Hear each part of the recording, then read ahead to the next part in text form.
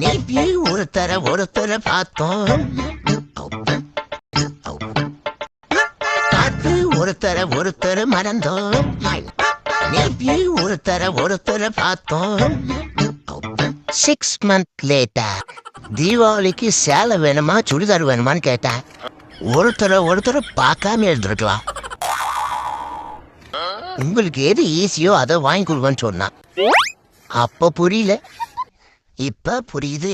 தோற்றி கைரேக போனதுதான் மிச்சம் என்னக்கா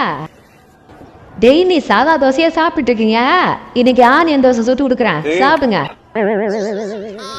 சரி சுட்டு வை வந்து சாப்பிடுறேன் பொண்டாட்டினா இப்படி இருக்கணும்